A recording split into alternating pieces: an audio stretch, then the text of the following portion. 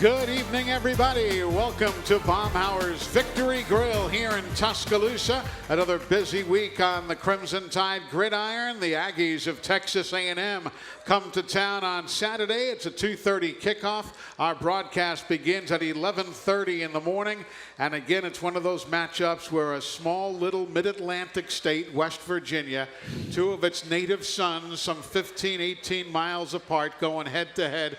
Coach, it's great to see you, and it really is remarkable how you and Jimbo came from this little slice of a state, and you could hit a golf ball from one town to the other almost. Yeah, we're both from the same area, probably more like 8 or 10 miles apart, and you know Rick Trickett's from there too, and it's kind of amazing that we have some coaches that have done really, really well, and Jimbo certainly did a great job for us when he's with us and has done a really good job as a head coach at Florida State, now at Texas A&M. Yeah. How's your week been, okay? Good. Doing good. Just trying to get them to do things right, like always, you know. I hear you. You know Chris Lowe, I know you and he visited earlier today. Chris has been with ESPN for, well, I guess longer than you've been with anybody as far as your employment record is concerned. Great to have you with us, and why don't you open up the proceedings with a question? You bet. It's good to be here, Eli. You mentioned Jimbo, Nick, and you guys go back a ways. Obviously, he's your offensive coordinator. When you look at this team, his first team at Texas A&M, what about it jumps out to you as you look at his stamp on this program? And the second part of that question, who was a better basketball player, you or Jimbo? Yeah. Well, let me answer the first part first.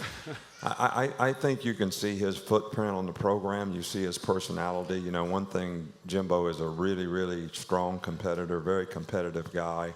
You know, has a lot of resiliency and persistence in how he does things and what he does. And certainly you see that in the way his team competes. You know, they really played hard. They play with a lot of toughness. They're much more physical than they've been in the past, but it's a little bit their style of play relative to what they've been in the past. Not to be critical of anybody that was there before, but you see that kind of competitive toughness, you know, in their team and by the way they played and the way they've competed in games. And you know, to come back against Clemson the way they did sort of shows a lot of resiliency, and I think that's always a sign and a mark of the character that Jimbo's, you know, putting in the program. So about basketball, who's a better player? You a better shooter? Were you the point guard and he the shooter? Is that true? Well, he's a shooter now. He could shoot threes. You know, when I played, I go back a ways, we didn't have threes, you know, so you're always trying to get a good shot. So I don't really know. I don't shoot the three very well, but I'm the point guard. Let me just say this. Jimbo was always on my team, which means he was one of the best players on our staff. There you go, because you set the rules and make the rosters. Coach, as always, our first phone call of the evening comes from the man down in Grand Bay, Alabama. Pee Wee is on the phone, and our first question brought to you by Alabama 811. Always contact 811 before you dig to know what's below. Call 811 or visit al811.com. Pee Wee, how are you, sir? Doing well. Coach, how are you, sir? Doing good, Pee Wee. What's going on, man? Well, you know, Coach, the offensive line played a little bit better this week than what they had done previously. But, you know, we've been very fortunate to play a lot of players in these first three games. And you always talk about how that's the best way to judge where they are. I was just wondering, over the course of these 3 weeks, how have those players taken that and have they improved on it coming into this game? Well, I think two things happen when you play young players. You know, first of all, sometimes they don't know what it takes to prepare for a game, to go out there and play to a standard. And it's very difficult for some young players who lack maturity to be able to get ready for a game and play a game when they don't know if they're going to play or not. It's a lot easier for the guys that know they're going to play. All right, so then you have guys that can go out and play very well in practice. They don't have any pressure on them. They've got good ability. They understand what to do. Mistakes don't have great consequences. And then they get out in the game and they compete and they want to do well, but they haven't really prepared the way they should. And then they go out, they don't have success, and they get a little frustrated sometimes. So I think this is a kind of a work in progress with young players to learn how to get ready for a game so that they can take their practice and the habits that they create in practice onto the field when they compete in the game. And I think that's something that young players learn how to do. And I think we've had a lot of guys learn that. It's improved their practice habits, which means it will improve them as players, and they'll be able to be more competitive and do a better job the next time they get an opportunity to play, which is what we're trying to develop, depth on our team, so that if we lose players down the road, we're going to have more players ready to play, and it's been good that we've been able to play a lot of those players early on. Coach, why don't we stay along those same general lines? Our first question from the Nick Saban Show blog on AL.com. Redshirt up in Florence says, hey, Coach, Texas A&M appears to have some really good tall receivers, kind of like Ole Miss did. Is Bama improving on their man-to-man coverage skills? Thank you, and roll Tide. Well, I think that, Ole Miss had like 158 yards passing or something. Yeah. 75 on one play. Exactly. So somebody played halfway decent the other 70 plays in the game, I don't know, against those same receivers. So, one play doesn't define who you are and how you played. I think one of the things that I like about our guys in the secondary is we really have four big corners. Trayvon Diggs is big. Savion Smith is a big guy. Patrick Surtain is a big guy. So when we play against players like that, we're not mismatched size-wise. And I think that what I see in the secondary is the same thing I see in all parts of our team. When you watch the game and we grade the game and we look at it with the players, it's very obviously when we do things correctly, we look in the right place, we play the right fundamental technique, and people are focused on doing the right things, we have good results. And when we don't do that, we have bad results, just like the first play that we got beat on. All right, the guy got beat on the release, but when he rolled over, he could have been in position to be able to play the guy. Not in great position, but it wouldn't have been a touchdown pass. But he looked at the quarterback, and he looked at the quarterback for a long time, and he ran right out of phase. All right, so now he's chasing the guy, and he has no chance to win on the down, and the guy's a really good player. So, but that's just an example, not a criticism of a player. That's just an example of one time in the game where we don't do things the way we're supposed to do it, and there's consequences for it when you play against good players. But, I don't have to tell you, but in a young, somewhat inexperienced secondary, a lot of guys in this country might have just said, this one's over, we're going to get beat. The way your team just said, all right, it happened, let's get out there and go to work, that showed me something. Well, I think it says something about the team when they're able to overcome adversity, have resiliency to keep playing the next play. That's what we talk about all the time. Stay focused on the little things. Play the next play. Don't worry about the scoreboard. Don't worry about what everybody else is saying or what everybody else thinks. Have enough self-respect to know that you're doing your job the best that you can and keep doing it every play in the game for 60 minutes. We use the word dominate all the time, and people don't understand that you don't dominate someone in one play. It might be the 60th play of the game before the guy says uncle.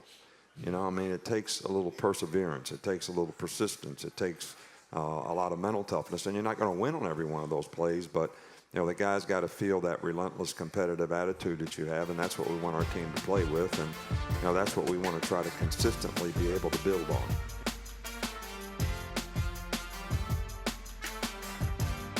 Nick, I guess I've covered college football for 25 plus years now, and the game has changed dramatically over the last 10 to 15 years.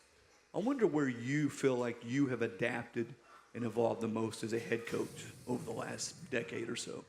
Well, football is not even the same game as it was when I started coaching. There used to be two formations, and a lot of the people in here that are a little older like me that played football, and you had an I pro and you had an I slot, all right, and that was it, all right. So that was two backs in the backfield all the time. All right, now, the game has completely changed. And I used to call the game, when people play like that now, I call it wad ball. All right, everybody's wadded up in a little ball, and whoever can sort of push the other guy around, that's fine. Well, now it's called the spread.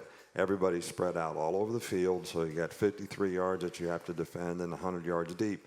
And that's a more exciting game. I think it's more exciting for the fans.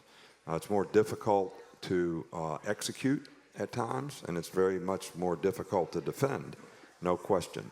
And I think RPOs have changed the game dramatically and create a lot of run-pass conflicts for defensive players, and everybody's had to adapt to that. But There are ways to do it, and I think we've had to adapt. I think pace of play is completely different. Everybody used to get in the huddle, get the call, stand there, wait for the other team to come out in the huddle. You could think about call, alignment, key, responsibility, all these things that I got taught when I was a player. You ain't got time for any of that now. You better know the signal. You better get it from the sideline. You better get lined up, and you better be ready to go. All right, because they're going to snap the ball, and they're going to snap it fast. All right, and then they're going to leg kick you and see what you're in and look at the sidelines and change the play, so you better be able to change it and kill it to something else. None of that ever existed before.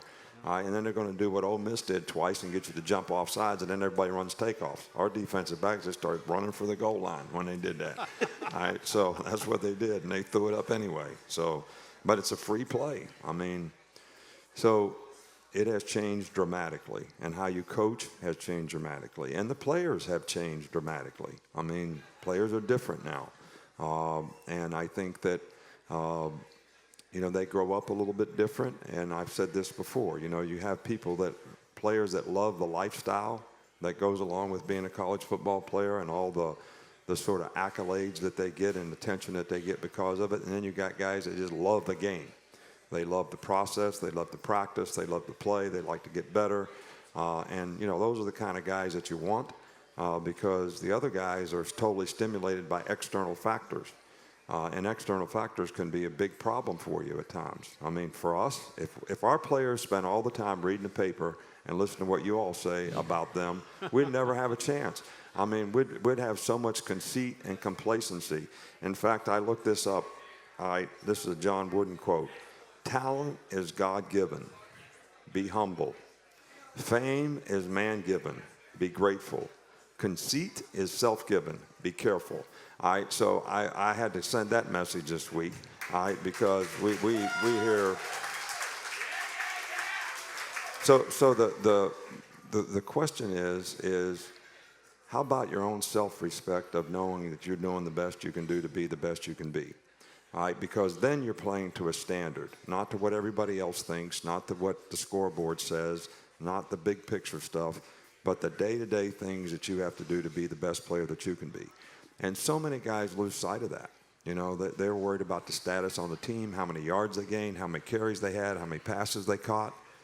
How about just focusing on what you got to do to be the best player? And then they're frustrated that they're not getting the ball, so they practice worse and create worse habits. And then the pro scouts are watching them. They can't understand why they don't like what they see because they're not doing things the way they're supposed to. So it takes a little foresight to know. There. Yeah. So what you're telling me, Nick, is that Alabama, the inner scoreboard is the only one that counts, right? Only one that counts. And it's a challenge for everybody to stay focused on what they need to do to be the best player that they can be. And we usually get everybody's best game, and, we have to be ready for it. Chris Lowell from ESPN, Coach Nick Saban. And, Coach, there's a young lady standing to your right with a question right here at the restaurant. Good evening, ma'am. Good evening. Good evening, Coach. So on a non-football related question, and being funny that you were talking about basketball, I don't know how reliable my source is, but Eddie Canyard said that on his worst day, in the neck brace that he's wearing now, with his bad knees, that he could beat you one-on-one in basketball. Wow. So Eddie Conyers is Eddie Conyers. You got to take what he says with a big old salt But I don't know how factor. reliable my source Eddie is. Well, let me say this. Eddie is a part of the tradition of Alabama football. He is. He has been officiating practice for over 50 years. Yeah. Over 50 years. And, sometimes we take him for granted. And I was scared to death when he got run over on the sidelines in the second scrimmage and really has a fractured neck that could have been a lot worse than it is. And he has to wear a neck collar, and he's not allowed to be an official. And he actually stands behind the offense like the referee. And he is really a 12th man for the offense. He's a double agent. He never calls any penalties on the offense. And he's actually rooting for the offense. And I'm a defensive coach, and I'm standing right beside him, and I got to listen to this every day, all day. And he thinks he can beat me in basketball. He thinks he can beat me in golf. And he actually professes this all over town. So, but I, honest to God, have to tell you this. I miss him. He's not out there. He hadn't been out there for 2 or 3 weeks. Yeah. All right, and I absolutely miss him. You know, he's got a great sense of humor. The players absolutely love him.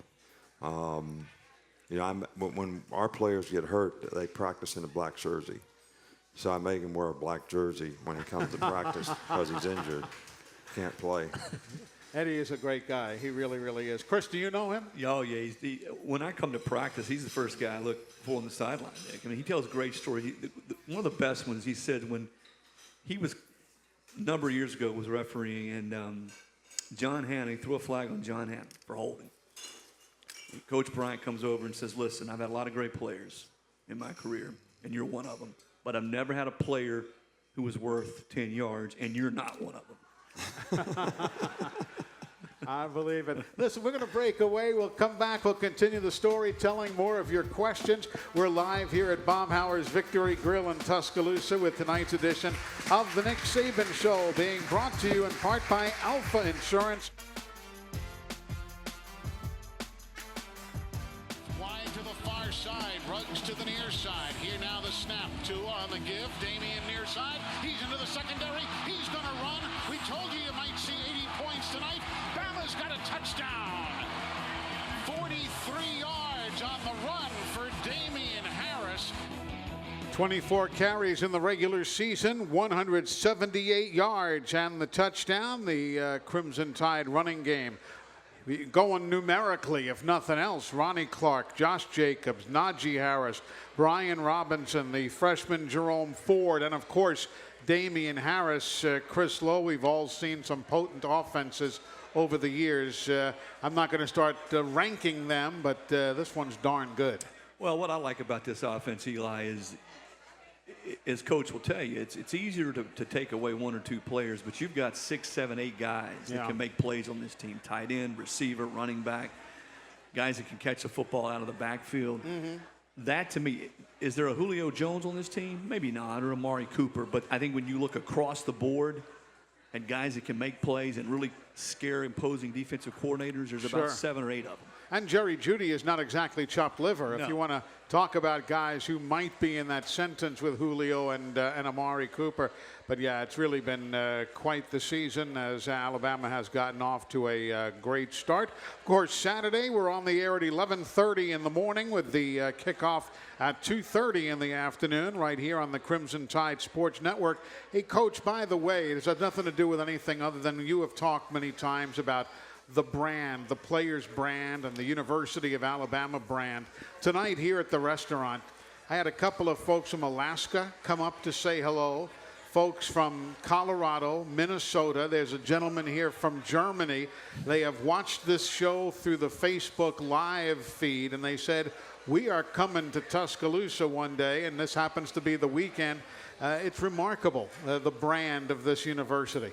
Well, I had 8 people in my office today for pictures from Iceland. Really? Reykjavik? And several of them were Alabama graduates. Wow. I had no idea. Yeah. That's what the University of Alabama is all about. Let's go to the phones. Roger in Chattanooga. Roger, welcome to the Nick Saban Show. Hello, how y'all doing tonight? Good, Roger. How are you?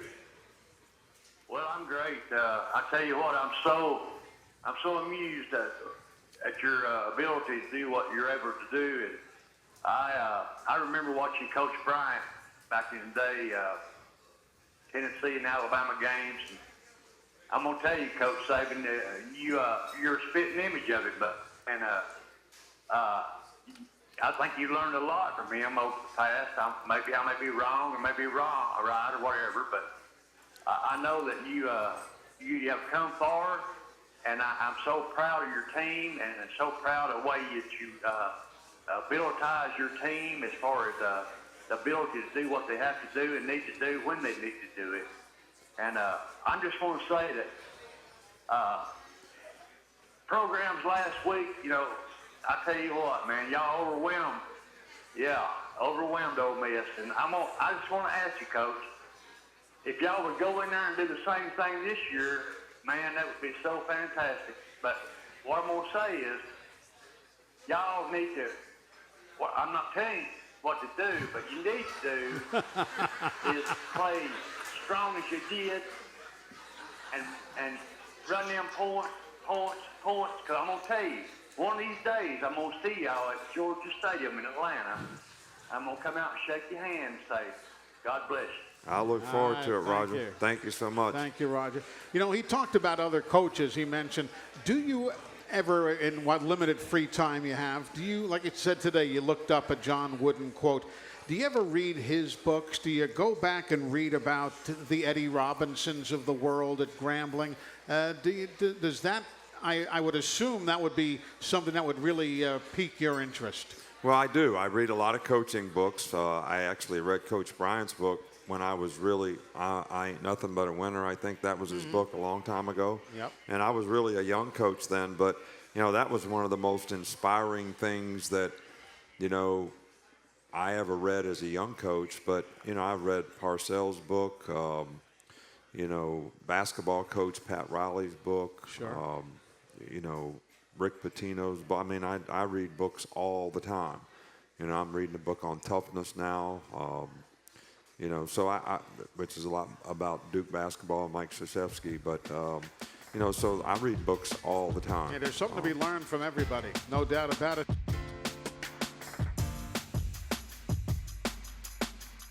Coach, I mentioned the folks from Alaska. The gentleman from Wasilla, Alaska is here with us and has a question for you. Hey, Coach, Charlie Allen. I'm with my wife, Jennifer Allen, from Wasilla, Alaska. And our question is, how do you train and perform at such a high level in this heat? And what precautions do you take to keep the players cool and safe in this heat? Well, you know, that's a very challenging thing, but I think our training staff and our medical staff do an outstanding job of making the players stay hydrated. We actually have a scale on the table, and we weigh players in before practice, we weigh them out. And they have to drink so much relative to how much they lost during practice.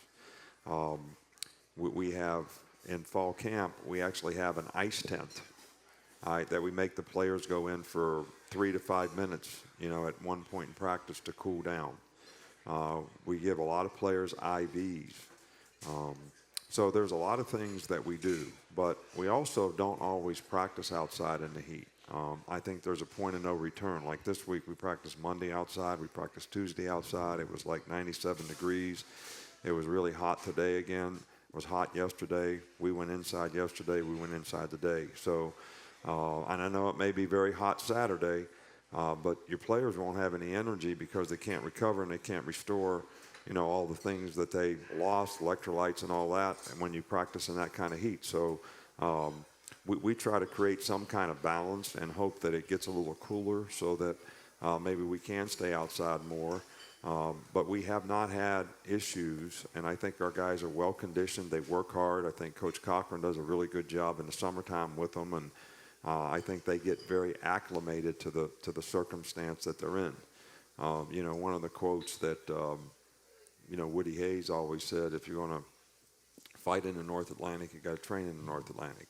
So, you know, we're going to play in this kind of weather, so we got to be trained in this kind of weather, and we got to make it an advantage for us. I always tell our players, you know, it's hot. All right, well, let's make an advantage for us. Let's learn how to persevere the heat, overcome look, everything is a problem.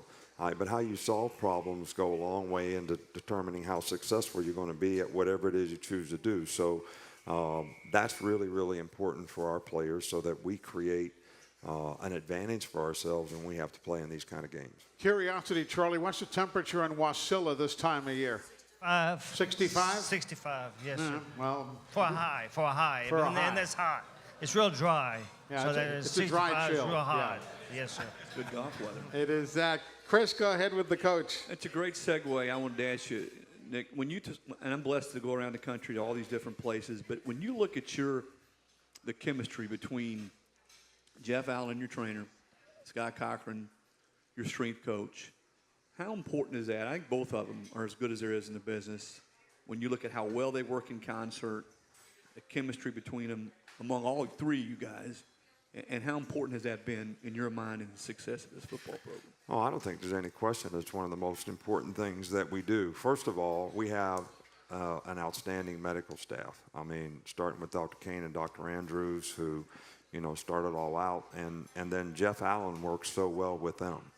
All right, and we're committed to player safety, and we probably do more MRIs. If a player gets hurt, we give them an MRI so we know exactly what's wrong with them, exactly how we have to rehab it. Are we putting him any risk of future injury if he goes out there? And what the most important thing of all this is you develop a tremendous trust between the players and the medical staff, which I think is ultimately important in being successful, because you don't want a player to question the fact that if the medical staff says you can practice today and the guy says, I can't practice today because I don't believe what you're telling me. And that rarely ever happens here, because our players have a tremendous amount of trust because of the quality of people. Now, they have a lot of faith, trust, and confidence in Coach Cochran. They have a lot in Jeff Allen. And those two guys work extremely well together in rehab of injured players to get them back on the field. And we have the best equipment in the country to be able to help them do that. So whether it's the gravity treadmill or whatever, where a player can, run with 10% of his weight when he's rehabbing, all these things are really important. And having a good medical staff. It doesn't get you until it gets you. And, I tell player stories all the time. Having this quality of people really help our program, and it helps us in recruiting. Eddie Lacy had a turf toe, and people said, this guy's not going to be able to play again. Well, Dr. Andrews and Dr. Kane take him to Colorado. All right, they operate on his toe. All right, he's played, 5 or 6 years in the league now. And it's not going to be his toes going to be a problem. It's, he's gotten too big. All right, so that may be a problem for him, but that's not going to be a career ender. Well, Kenyon Drake broke his ankle at Ole Miss. Tunsil broke his ankle the same year. Kenyon Drake doesn't even get his ankle taped. They both play on the same team in Miami now, and Tunsil sometimes have issues with the same injury that he had. So this stuff really is important to the future of players, and I don't think that sometimes players have enough foresight to see the value that can be created by having that quality of people in your program. Kenyon, by the way, had a beautiful touchdown the other day. I know you probably had no chance to watch it, but of the 53 or 54 Bama players now in the National Football League,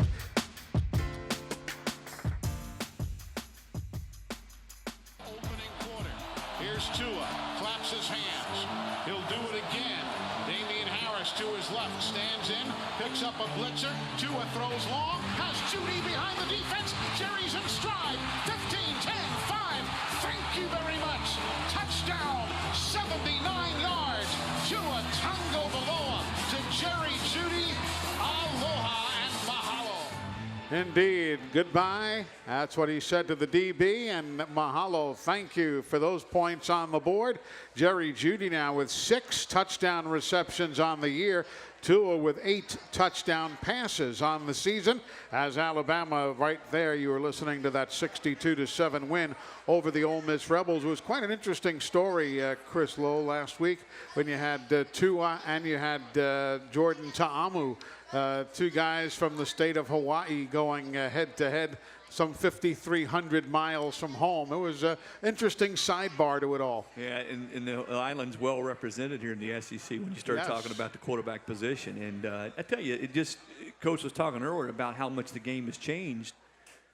Think about where schools go now to get players. And everywhere. Alabama, everywhere. And kickers, they go to that factory in Australia where they must stamp them out one after the next. Remember the old days when you could hide a player and maybe nobody else would know about him? Those days are long gone. Well, that's part of the changes in the game that Nick Saban was talking about. Right. But again, he's a man who is not afraid to adjust. You look how he has allowed his team to change. The Blake Sims offense was far different than the Coker offense, far different than more recently. And it takes that. There are a lot of coaches that we know of who did not adjust and are no longer in the business. Well, you've also, they've recruited here defensively to play. Sure. And defend the way you got to play some of the offenses. Different type of player. I know we've talked about over the years that you got to go get guys that can play every down, guys that can play in space and cover, and that's again going back to the way the game's changed. You're looking for those players, and you got to create to it. You got to recruit to it, don't you, Coach? Well, there's no question about it. It takes a little different kind of player to play nowadays than even some of the teams that we had here in the beginning, especially defensive players. You know, if guys can't run and they're not athletic and they can't play in space at linebacker, it's very difficult for them to play. And you got to have defensive linemen that are athletic enough to rush. Sure. So the true old-fashioned thumper inside, nose guard type, you can have guys like that when you play against some regular people, you know, where they do still get it in there tight, but when you're in spread, it's tough for those guys to just hang in there. But the trick play now is when somebody gets in the I formation with a fullback. That's qualifies as a trick play in football, right? Players don't even know how to play against it anymore. That's funny. Coach, another question from the Nick Saban Show blog on AL.com. This one comes from Roy in Del Rio, Texas. He says, hey, Coach, when you look at film of opponents, what is the very first thing you look for in terms of scouting them? Thanks, and roll tide. Well, it depends on which part of the game that you're really sort of offense, defense, or special teams. And where I always start on every game is I start on defense. And you know, the things that I look for might be a little bit different, maybe because I'm an old-time secondary coach, but we have a book, and it starts out by formation, and it goes through 400 to 500 plays that the other teams run in the 4 to 6 games that we break down. So every play and every pass that the team runs out of this certain formation and or motion is on a page, and the page is is with the film. So, you know, when I watch the film, it goes page by page on the film. All right, so I can write notes on everything that I think we need to adjust to, everything that we need to make changes in. When I watch special teams, you know, I take notes on their personnel, you know, guys that are going to be personnel mismatches, like on the kickoff team, if they got 2 5s that run down the field and they're blow-up guys, we're going to have speed guys to block them. If they're big physical guys, we need bigger guys to block them. So we're not going to change a whole lot of what we do on special teams week to week, but the personnel matchups that you have on special teams is really, really important. You can't have a slow guy trying to hold up a fast guy on punt return because the guy's going to get on top of him, and it's not going to happen. So, you know, that's a little bit different. And then when I watch our offense, I really zero in on the other team's defense. Because being a defensive guy, you know, I look at the secondary. I say when they're playing this, the safety's lined up with his feet this way. You know, they're going to go to this coverage or that coverage. So I try to get some tips that are going to help, you know, our players on offense, maybe even the quarterback some, in terms of some things that the other team does. And, Gotcha. and I think that every part of the game that I look at is a little bit different. All right, well, thank you again for sending that question in from Del Rio, Texas, Roy.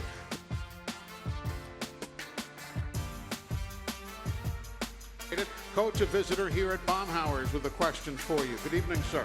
Hi, Coach Saban. Had just a question about the changes in the redshirt rule that allows a player to play 4 games before donning a red shirt for the year. Has that made it, with all the great freshmen we've got, did that make any changes or have any impact on who's been playing early or not, or what? Well, I think that the intent of the rule was that you could have a young player who was a developmental player. But we had to make a decision. It was all or nothing in the past. As the guy played 1 play, he lost the whole year. So I think the intent of the rule is to allow a young player to be able to play in some games to enhance his development. But if he didn't play enough in the games, that you should still redshirt him. You know, now I think that people are manipulating the rule in terms of older players who may be thinking, well, I can be a graduate transfer, so maybe if I only play in 4 games this year, I'll have a place to play next year. I don't think that was really the intent of the rule. It's probably one of those unintended consequences of, you know, what all rules sort of bring. But I think it's a good thing, and I think it's a good thing for young players because we can actually play some guys. They can get some playing time. It can enhance their development. It can teach them better what they need to learn to do to prepare in playing games, what the competition is like, and I think it'll help them in the future, and you still have the opportunity to redshirt them. Thank you for joining us, sir. Let's go to the phones and head to Monroe, Louisiana. Clayton, welcome to the Nick Saban Show. Hello. Hey guys, hey Coach, thanks for taking my call. Wish you guys all the luck through the drive from Louisiana. My question is kind of novel, I guess. I'm a youth football coach, 4th, 5th, and 6th grade boys. My mantra, I guess, with the boys has always been to never turn a kid off on football and just try to pass the baton on down to the next coach and get them through. What advice would you give a youth football coach, other than keep it simple, keep it fun? I mean, what advice would you give youth football coaches all over the country that look up to you and what you're doing? Well, I have a great admiration for youth football coaches because that's what my dad was. He started Pop Warner football in our area in West Virginia, and we had like 6 or 7 coal mining towns where the kids never really even had a chance to play, and he bought a school bus, went and picked them all up, took them to practice, took them home at night so they wouldn't have to hitchhike around. And, I would think that I think we're kind of backwards. If we really wanted to develop players, we would have the best coaches coach the young players. And then they would actually learn fundamentally, which I think is the most important thing, the fundamentals of the game, how to block, how to tackle, how to catch, how to throw a ball. I mean, just simple things like that. So the scheme and the system that you play would be, to me, way down the line in terms of what you need to be worrying about with players, but to actually teach player safety, how to just the basic fundamentals of how to play the game would be what I would suggest that you try to do. And, you got to try to help the players have success. And I think too many coaches think that I'm going to make these guys tough by making them get in bull in the ring and just beat each other. That day is gone. That you can't do that. I mean, I think you have to teach players so that they can have success at what they do. And I think they'll enjoy the game. They'll stay with the game. There's a lot of criticism out there in football now because of injuries and concussions and all that type of thing. So I think we all need to challenge ourselves to find ways to help develop players so that they enjoy the game. And we've had Pop Warner coaches come here. We have a youth camp here where we have over 1,000 kids every year from 8 to 12 years old, so that we have an opportunity to do that. And we actually bring about 60 Pop Warner coaches in to that so we can teach them how to teach the players so that maybe we promote the game. Wonderful. That's a lot of the stuff that goes on behind the scenes that some of the fans don't know about, but it shows your dedication to the game and to Pop Warner, which of course was very special. Quarterback gets the snap. Tom, who stands in. Tom, who's in trouble. Tom is going down. Christian Miller, second sack of the night, and Alabama will take over on downs at midfield. For the Alabama Crimson Tide, Christian Miller, the senior from Columbia, South Carolina, also the SEC's Defensive Player of the Week. And people have talked about the inexperience in some areas on the Alabama defense. But man, you look at Buggs, Williams, and Davis up front, Jennings, Miller, Wilson, Dylan Moses, let alone the guys in the secondary. This defense is darn good as well. Well, when has the Alabama defense not been good? Yeah, and it's 8th ranked in America in scoring, giving up 9 points a ball game, 7th best in passing efficiency. It's like you said, when hasn't it been? Well, and you mentioned Christian Miller. He's a perfect example. I think Christian was about 200 pounds when he got here on campus. Mm-hmm. He's 240-something now. He's worked hard in the offseason. He's gotten into this offseason conditioning program. And I've known his dad, Corey Miller, who played for a long time with the Giants. And I kid Corey all the time and say that Christian's a lot better football player than he is. But, of course, it comes from a great family, and the coach now joining us. Why don't you throw another question in the direction of Coach Saban? Nick, everybody talks about your coaching tree, and it's pretty vast. One of those you're going to face this week in Jimbo Fisher. I was counting the other day. I think this is right, that of 7 of the other 13 SEC teams has either a head coach or one of the coordinators, offensive or defensive coordinators, who coached under you at some point. Now, I know you're proud of those guys who are going on, but how much more difficult does that make it, especially in your conference, recruiting against them, playing against them, guys that know you, know your tendencies, know your blueprint? How much more difficult has that made it? Well, I don't think it is a direct sort of controversy in terms of what they do, but indirectly, A lot of these people play the same things that we play. They play the same defense. They play exactly the same system. If they were on the defensive side of the ball, a lot of the people that were offensive coaches do a lot of the offensive things that we do. So they have an understanding of what we do, which may be somewhat of an advantage when we play against them. But I also think that one of the things that had really helped us with consistency in recruiting good players is the way we define the expectation of what players we're looking for at every position. We have critical factors and things that we look for at every position. Well, we used to be the only ones looking for those players because that's how they were defined. Now there's 7 other teams that are looking for the same kind of guys. All right, so I think some of those things indirectly, affect your ability to continue to get the kind of people that you want in the organization. Coach, this hour has always, like always, has flown right by, and we're right up against your final word of the evening, presented again this week by Mercedes-Benz. Mercedes-Benz, the best or nothing. Well, I really do think this is a really, really big game for us. I think this is by far the best team we played to this point.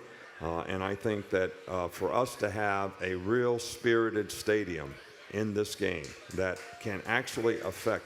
They have not played on the road this year. Texas A&M has played all their games at home. All right, so, relatively not an inexperienced quarterback, but not a really experienced guy playing the position. And I would make these guys really struggle, all right, with our crowd, our noise, and make them have to manage and operate in a very, very spirited situation for them to have to compete in. And I'm going to tell you that it's going to help our players tremendously to get through this game and play the way that we're going to have to play to keep the pressure on the other team. I think that's the most important thing for us in this game. You either apply the pressure or you feel the pressure. Well, we want to apply the pressure in the game, and I think when we have a great spirited stadium, it helps our players to be able to continue to do that, and I think you can affect the other team's offense when you make noise, and I think it's going to be important for us to do it in this game. You mentioned the quarterback. What does Kellen Mond bring to the table? What makes him good? Well, he's a really good athlete. He can extend plays, and I think that's probably one of the things that has been one of his greatest assets. I mean, several of the plays he made in the Clemson game coming back in the game were scramble plays, sure. Where he finds somebody open, keeps his eyes downfield. So he has the ability to run, and he has improved tremendously, I think, from last year. Jimbo does a good job with the quarterbacks in terms of reading and his accuracy as a quarterback and as a passer. So, these guys average 596 yards a game on offense, which is one of the top 5 in the country, I believe. And it's certainly because of the quality of players that they have and the system that they run, but also the quarterback has operated very effectively for them. And you're right, they are number 5 in the country as far as total yardage. They're 9th in the country in rushing yardage, 12th best in third down conversion, so they're a dangerous bunch. Very dangerous team, and I think that we need to have a team spirit of over 100,000 people, not just the players on the field that are going to have an impact on this game. Amen to that. Coach, thank you for your time as always, sir. All right, thank you. And, one thing I'd like to say sure. is this guy here, Chris Lowe, that was here with us tonight, some people think I don't like the media, and that's not really true. In some cases, I do have to admit I have to tolerate some things about the media, but this is one of the true professional guys, and he's old-fashioned in his professionalism. He's one of the guys that you can really trust in terms of what you say and what you do, and he's always been very fair to the University of Alabama and to us personally, and I really appreciate that. So thank you, Chris. Appreciate it, man. Good to be here. Yeah.